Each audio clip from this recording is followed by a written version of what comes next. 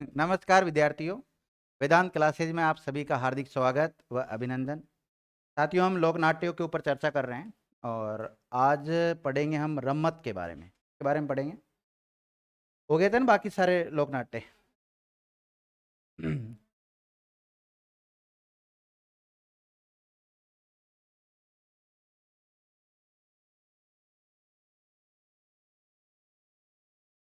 मुख्य रूप से दो ही है, रम्मत, लोक नाट्य।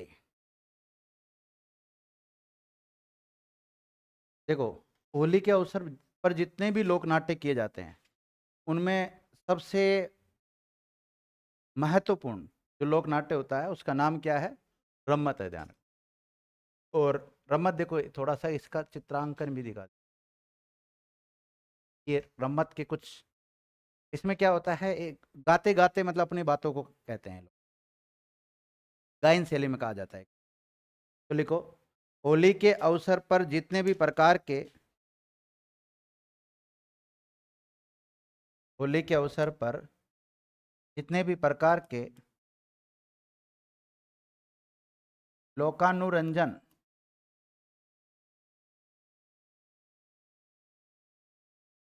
राजस्थान में प्रचलित है उनमें रम्मत का विशिष्ट स्थान है। इसका, रम्मत का एक विशिष्ट स्थान है।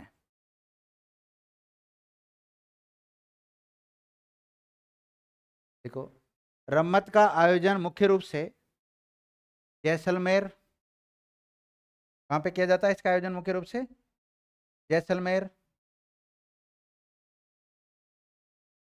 फलोदी और बीकानेर।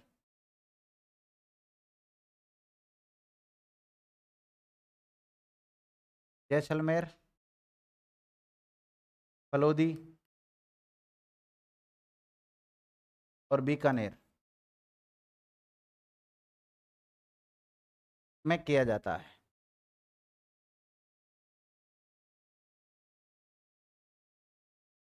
देखो, रम्मत के अंतर्गत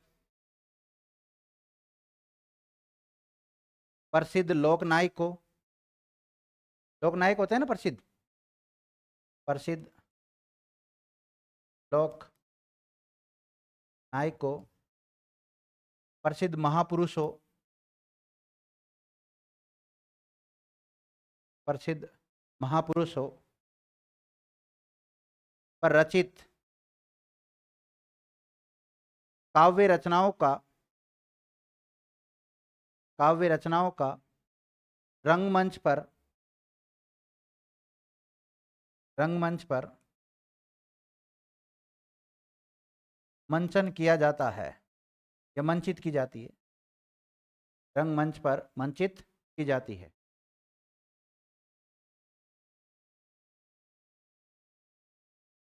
देखो,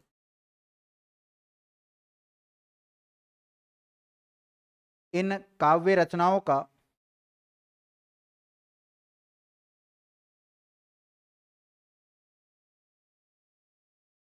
संगीत के माध्यम से संगीत के माध्यम से मंचन करना ही रम्मत कहलाता है।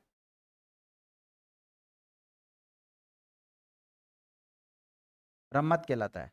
आपसे पूछा जाए रम्मत क्या है, मेरी बात सुनना। कोई भी महापुरुष हो सकता है, कोई भी लोकनायक हो सकता है, उसकी कोई काव्य रचना है, उसको संगीतमय तरीके से प्रदर्शित करना ही क्या कहलाता है?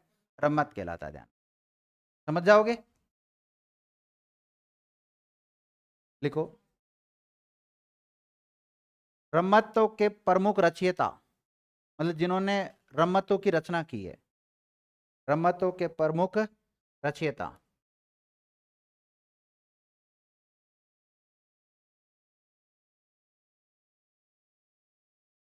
रचयिता, रचयिता, इनमें देखो किस किस का नाम आता है। मनीराम व्यास का नाम आता है। हाँ, मनीराम व्यास का नाम आता है। तुलसी राम का नाम आता है। क्या नाम आता है? तुलसी नाम, फागू महाराज का नाम आता है, फागू महाराज, लिख लिया। तुआ महाराज लिख लो। कौन सा महाराज? तुआ महाराज। इन्होंने रम्मतों की रचना की है। एक कवि हुए जिनका नाम है तेज कवि।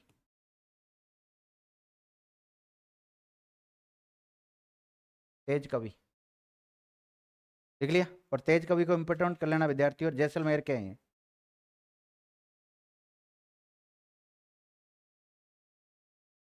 देखो, अब रम्मत का आयोजन करते हैं तो उस समय कुछ गीत वगैरह गाए जाते हैं। क्या गाए जाते हैं? गीत वगैरह गाए जाते हैं। गायन शैली का भी अनुसरण किया जाता है। देखो, इन रम्मतों का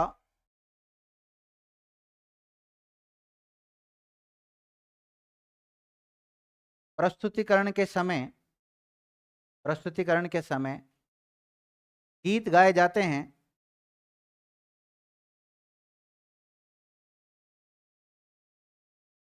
गीत गाए जाते हैं जिनका संबंध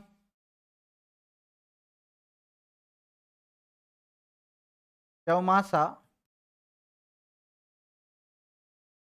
वर्षा ऋतु को कहते हैं ना, ब्रैकेट में वर्षा ऋतु तथा गणपति वंदना से होता है। गणेश जी की आरती भी की जाती है, वंदना, गणपति वंदना से होता है। जो गीत गाए जाते हैं इनका संबंध किससे होता है? चौमासा और गणपति वंदना से होता है।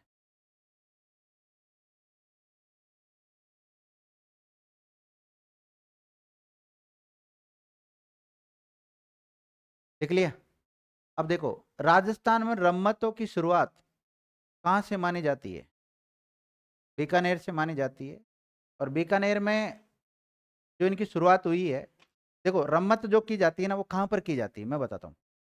लकड़ी का पाटा होता है, लकड़ी का पाटा, बड़ा ऊंचा पाटा बना हुआ रहता है। उसको गांव में एक चौक होता है ना, चौक, उसमें आयोजित करते हैं, थोड़ा ऊंचे स्थान पे करते हैं। या फिर कोई मंडी या कोई बाजार टाइप का होता है जहाँ पे लोग ज़्यादा आते जाते हैं, तो मंडी में भी एक चौक होता है, वहाँ पर भी इसका आयोजन किया जाता है। तो और आयोजन करते हैं पाटा के ऊपर। किसके ऊपर करते हैं? पाटा के ऊपर। और आपको पता है बीकानेर में एक संस्कृति भी है जिसका नाम है पाटा संस्कृति। वो इसी रमत से प्रेरित होने के बाद में वहाँ पे एक संस्कृति का विकास हुआ जिसे कहते हैं पाटा संस्कृति।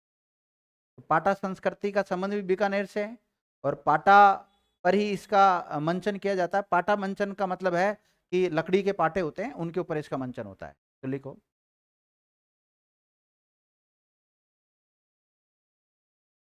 रम्मत का प्रारंभ बीकानेर से माना जाता है।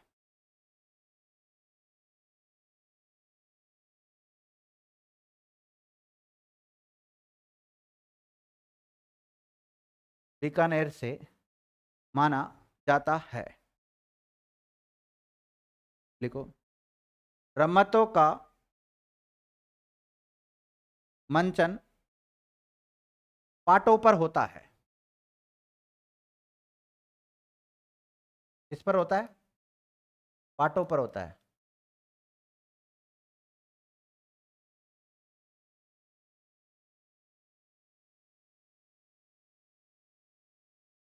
लकड़ी के बड़े बड़े पाटे होते हैं ना, उसको क्या कहते हैं?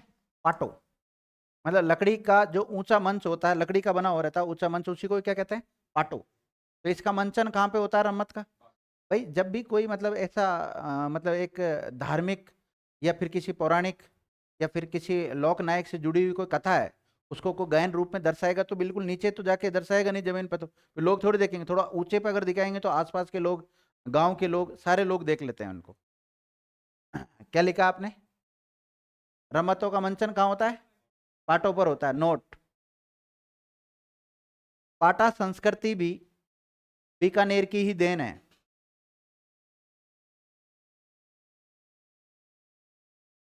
पाटा संस्कृति पूछा जाएगा, पाटा संस्कृति किसकी देन है? बीकानेर की देन है, ध्यान रखना।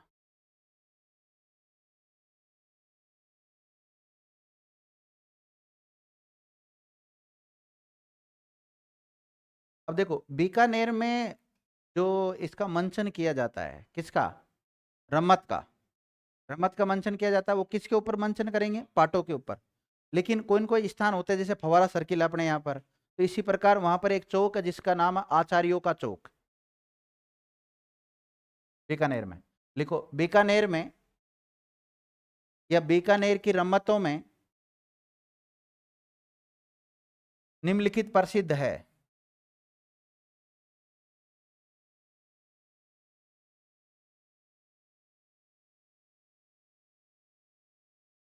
निम्नलिखित, देखो ये जो पाटा संस्कृति, पहले रुक जाओ एक मिनट, पाटा संस्कृति है ना, इसकी शुरुआत करने का श्रेय जाता है पुष्करना ब्राह्मणों को। किसको? पुष्करना ब्राह्मणों को जाता है। कई बार पूछा गया पाटा संस्कृति की शुरुआत किसने की थी? पुष्करना ब्राह्मणों ने की थी, ध्यान रखना। और इसकी शुरुआत कहाँ से हुई थी? बीकानेर। अब वापिस आ जाते हैं हम, जो रम्मतों की शुरुआत हुई है वो कहाँ से हुई है? बीकानेर से। और बीकानेर में एक चौक है काफी फेमस, उसका नाम क्या है? आचार्यों का चौक। क्या लिखा आपने? बीकानेर की रम्मतों निम्नलिखित प्रसिद्ध है, जैसे आचार्यों का चौक, और यहाँ पे अमर सिंह राठौड़ की रम्मत फेमस है। किसकी? अमर सिंह राठौड़ की रम्मत प्रसिद्ध है विद्यार्थी।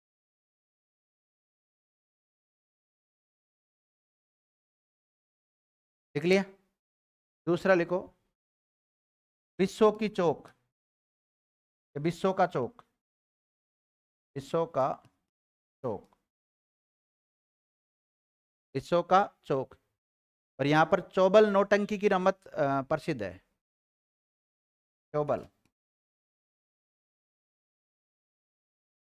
नौटंकी की रमत प्रसिद्ध है।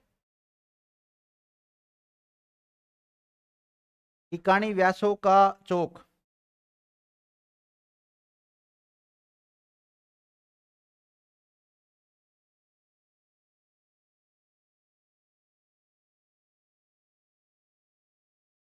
इकानी व्यासों का चौक।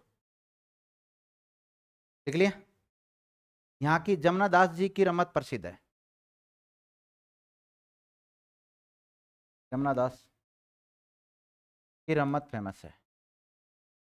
अब देखो आपके एग्जाम में कैसे सवाल आता है मैं बताता हूँ।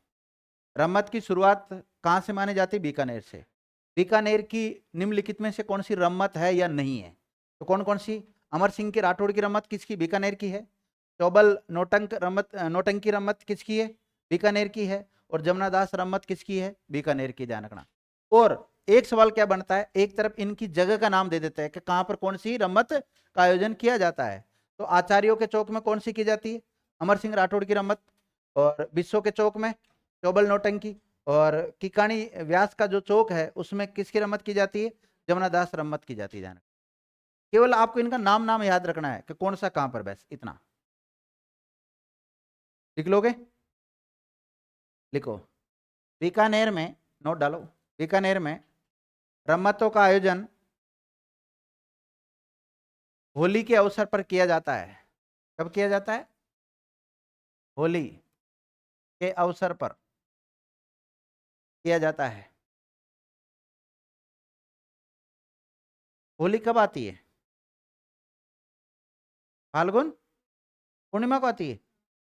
तो अष्टमी से लेकर, देखो फाल्गुन महीना होता है ना, फाल्गुन महीना होता है, उसका शुक्ल पक्ष होता है। शुक्ल पक्ष की अष्टमी से लेकर चतुर्दशी तक इसका आयोजन किया जाता है बीकानेर में। बीकानेर में इसका आयोजन कब से कब तक किया जाता है? फाल्गुन माह की शुक्ल पक्ष की अष्टमी से लेकर चतुर्दशी तक इसका आयोजन किया जाता है। और जिनको मैंने त्योहार पढ़ाए हैं उनको ये महीने पढ़ाए थे, अच्छी तरह पता है मैं क्या लिख रहा हूं। ये सही है ना? फाल्गुन माह की शुक्ल पक्ष की अष्टमी से लेकर चतुर्दशी तक ये रमत खेली जाती है वहां पर बीकानेर में। और कौन कौन सी रमत खेलते हैं? कहाँ कहाँ खेलते हैं? आचार्यों के चौक में, बिस्सों के चौक में, और किकाणी के चौक में।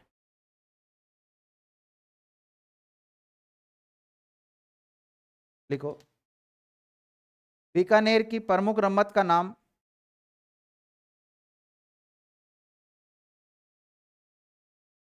बीकानेर की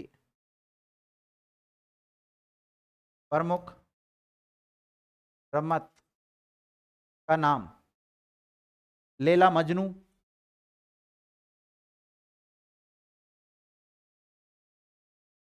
लैला मजनू, राजा हरिश्चंद्र और प्रहलाद।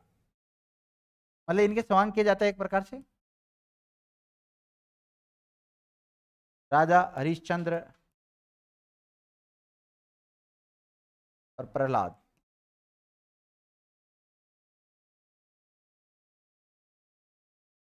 देखो, बीकानेर की रम्मतों का प्रारंभ फक्कड़ दातारी रम्मत से होता है।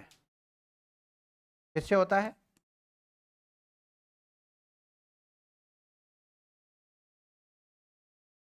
फक्कड़ दाता री रम्मत से होता है। आपसे पूछा जाए बीकानेर में जो रम्मतों का आयोजन होता है उसमें सबसे पहले कौन सी रम्मत से इसकी शुरुआत होती है? फक्कड़ दातारी रम्मत से शुरुआत होती है।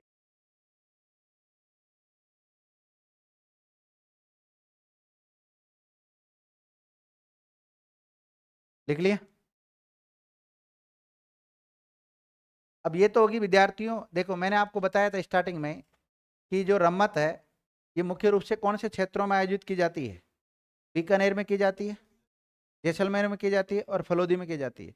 और जैसलमेर में इसको शुरू करने का जो श्रेय जाता है वो तेज कवि को जाता है। किसको जाता है? तेज कवि को। मैंने बताया था ना आपको कि इसके रम्मत के जो प्रमुख रचयिता है उसमें मनीराम व्यास का नाम आता है, तुलसी राम का नाम आता है, फागू महाराज का नाम आता है, सुआ महाराज का नाम आता है और तेज कवि का नाम आता है। और मैंने तेज कवि को इंपोर्टेंट भी करवाया था आपको, करवाया ना? तो इसी तेज कवि ने जैसलमेर में इसकी शुरुआत की थी। तो अब लिखो अगला, जैसलमेर में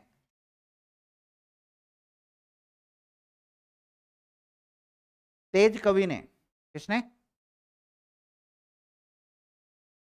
तेज कवि ने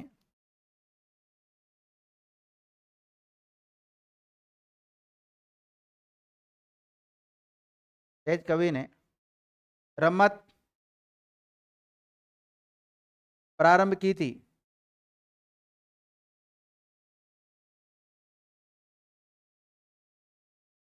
लिख लिया? देखो, तेज कवि ने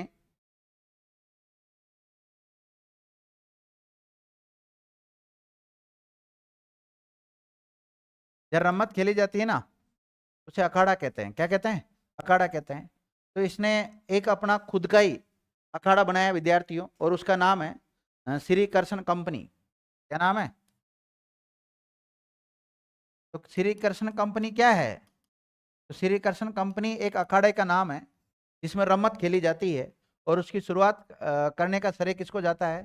तेज कवि को जाता है। और श्री कृष्ण कंपनी कहाँ है? जैसलमेर में ही होने वाली है। एक मिनट, लास्ट क्या लिखा था बोलना वापिस? नहीं, सेंटेंस बोलो इससे पहले। हाँ, जैसलमेर में रमतों का प्रारंभ किसने किया? तेज कवि ने किया। और तेज कवि के द्वारा ही रमतों का अखाड़ा श्री कृष्ण कंपनी के नाम से चालू किया।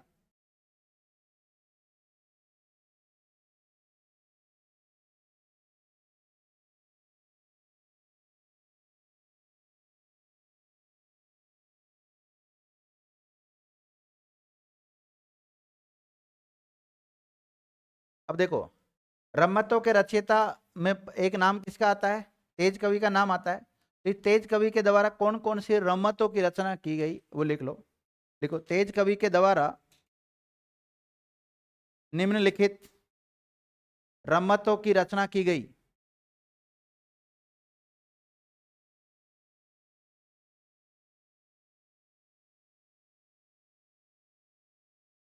लिखना विद्यार्थियों, स्वतंत्र बावनी, मूमल,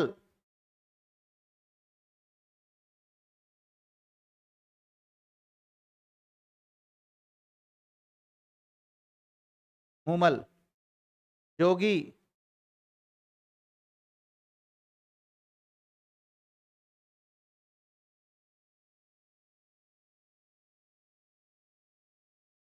भर्तरी। एक मिनट, ऐसे नहीं लिखते। भर्तरी। ठेले तंबोलन, ठेले तंबोलन,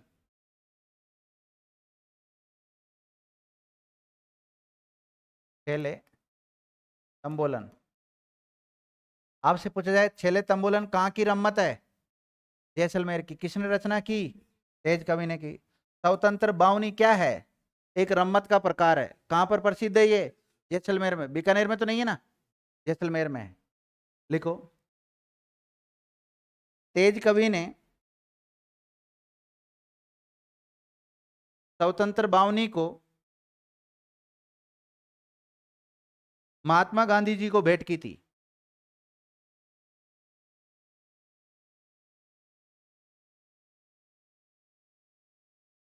किसको? महात्मा गांधी जी को भी भेंट की थी।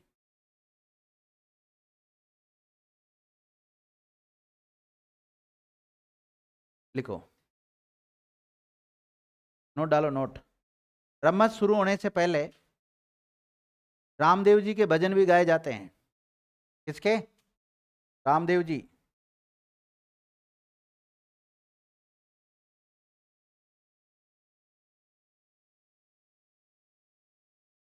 रामदेव जी के भजन भी गाए जाते हैं।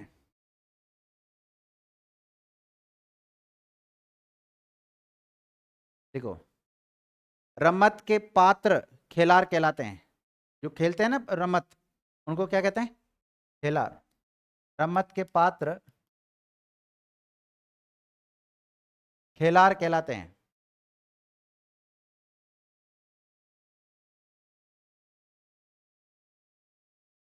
लिख लिया? लिखो, रम्मत के जो पात्र होते हैं उनको क्या कहते हैं? खिलार कहते हैं। और जो इनको प्रदर्शित करते हैं उनको रम्मतिया कहते हैं।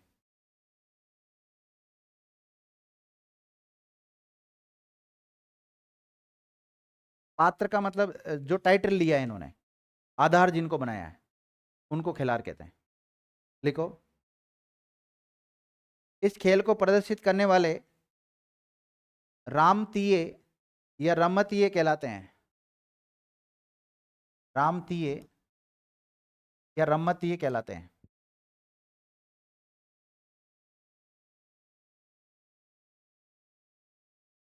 लिख लिया? अब देखो, इन रमत को प्रदर्शित करने वाले ज्यादातर पुष्कर्ण ब्राह्मण होते हैं। कौन होते हैं? लिखिएगा, रमतों को पुष्कर्ण ब्राह्मणों के द्वारा प्रस्तुत किया जाता है। पुष्कर्ण ब्राह्मणों के द्वारा प्रस्तुत किया जाता है। और पाठा संस्कृति की शुरुआत किसने की थी? पुष्कर्ण ब्राह्मणों ने की थी। कहां से की थी? बीकानेर से की।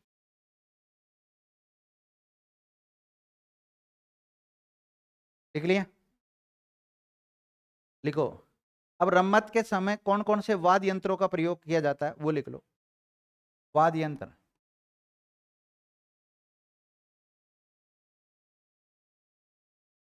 देखो, मैं थोड़ा सा बता देता हूँ। माना कि ये पूरा मंच है, काफी ऊंचा मंच होता है, तो एक तरफ क्या होते हैं, काफी सारे लोग बैठ जाते हैं जो भी उन इंस्ट्रूमेंट को बजाने जानते हैं, जो वो सारे एक तरफ बैठ जाते हैं। एक तरफ एक व्यक्ति खड़ा रहता है और वो फिर गाना टाइप में गाता है। देखो, मैं दिखा रखा होगा शायद, ये गा रहा नहीं, ये खड़ा होके गा रहा ना, एक तरफ गाता रहता है। काफी ऊंचा मंचन होता है, लकड़ी का पाटों का बना हुआ रहता है। और ये जो गाने वाला होता है इसको टेरिया कहते हैं। क्या कहते हैं? टेरिया। लिखो, क्या लिखा है? वाद्य यंत्र लिखा है क्या? वाद्य यंत्र में लिखो, नगाड़ा, तबला, झांझ, चिमटा, तंदूरा, ढोलक, हारमोनियम,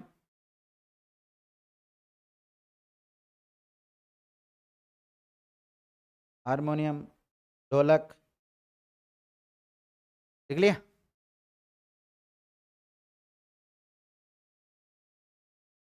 देखो,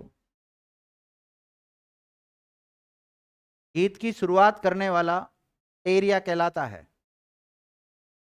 यानी कि इसमें मुख्य ऊर्जा का जो स्रोत होता है वो कौन होता है? टेरिया ही होता है। लिखो, गीत की शुरुआत करने वाला टेरिया कहलाता है, या टेरिये भी बोलते हैं इसको, टेरिये। तो गीत जो गाते हैं उसे क्या कहते हैं? टेरिये। और टेरिये ही ऊर्जा का मुख्य स्रोत होता है इसमें। ऊर्जा का स्रोत, ऊर्जा का केंद्र, कुछ भी कह सकते। लिख लिया? लिखो, इन टेरियो के बोल के साथ ही अन्य पात्र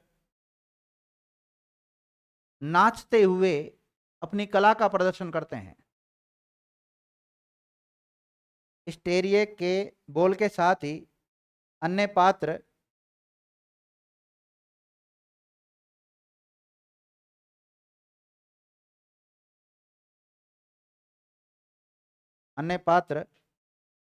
अपनी कला का प्रदर्शन करते हैं।